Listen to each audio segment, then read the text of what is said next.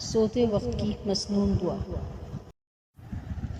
سوتے وقت کی مسنون دعا۔ رسول اکرم صلی اللہ علیہ وسلم نے فرمایا، جو شخص اپنے بستر پر جانے لگے تو اسے چاہیے کہ وہ اپنے کپڑے کے کنارے سے 3 مرتبہ جھاڑ لے، پھر یہ دعا پڑھے: بسمک ربی وضعت جنبی وبک ارفع، ان امسکت نفسی فاغفر لها، ان ارسلتها فاحفظها بما تحفظ به عبادک الصالحین۔